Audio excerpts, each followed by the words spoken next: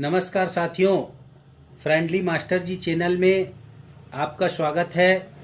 नवोदय विद्यालय प्रवेश परीक्षा कक्षा 6 सत्र 2021-22 में आवेदन करने की तिथि में परिवर्तन किया गया है। पहले 30 नवंबर 2020 आवेदन की अंतिम तिथि थी, जिसे बदल करके 15 दिसंबर 2020 कर दिया गया है, जिसकी जानकारी नवोदय विद्यालय समिति की आधिकारिक वेबसाइट navodia.gov.in में देखा जा सकता है। धन्यवाद। भाषा परीक्षण में हिंदी भाषा से संबंधित अनुच्छेदों पर चर्चा करेंगे। हेमा अपने बिस्तर पर लेटी अपने कमरे की छत पर लगे तारों को एकटक देख रही थी। वह खिन्न थी क्योंकि कोई भी कपड़ा उस पर फिट नहीं लग रहा था। उसने उन्हें एक एक कर दोबारा पहना, किंतु वे या तो बहुत तंग थे या बहुत छोटे। एक अलमारी कपड़ों से भरी हुई थी, किंतु वह उसमें से एक भी नहीं पहन सकी। तब उसे एक विचार आया। उसकी आंखों में चमक आ गई और वह माँ के कमरे की ओर भागी।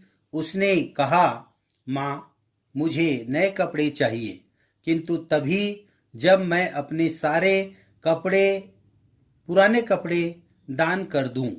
अब अधिक कपड़े संग्रह करने की आवश्यकता नहीं। उसकी माँ मुस्कुराई और उसे गले से लगा लिया। उसकी लड़की दयालु थी।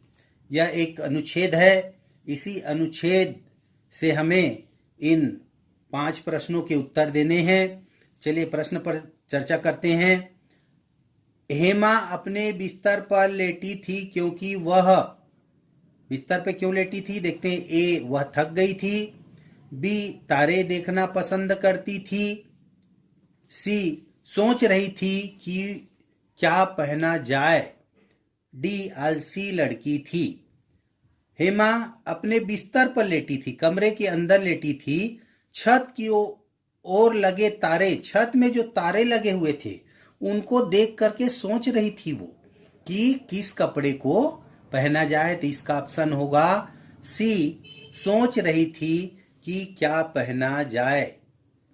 इसी प्रकार अगला प्रश्न, वह कोई भी कपड़ा नहीं पहन सकी क्योंकि। कपड़े को क्यों नहीं पहन सकी, इसमें देखेंगे। इसमें लिखा हुआ है, उसने उन्हें एक एक कर दोबारा पहना, किंतु वे या तो बहुत तंग थे या बहुत छोटे। तो देखिए इसमें दिया है ए, वे फैशन के अनुसार नहीं थे, वे बहुत रंगीन थे, उसे पता नहीं था कि क्या पहनना है।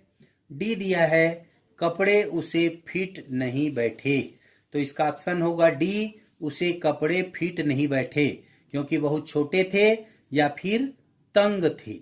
तो इस प्रकार इसका ऑप्शन डी होगा, कपड़े उसे फिट नहीं बैठे। अगले प्रश्न पे, संग्रह का समानार्थक शब्द है। देखिए यहाँ व्याकरण से हमको उत्तर देना है।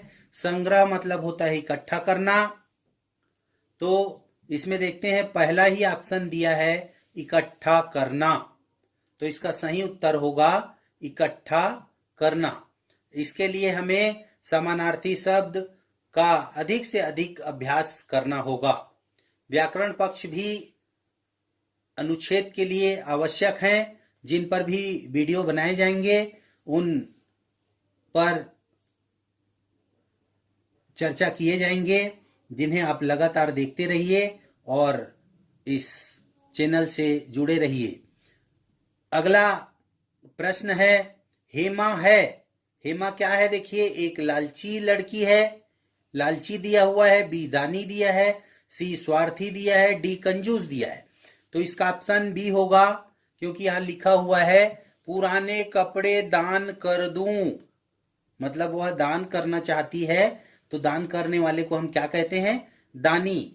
इसलिए हेमा है दानी।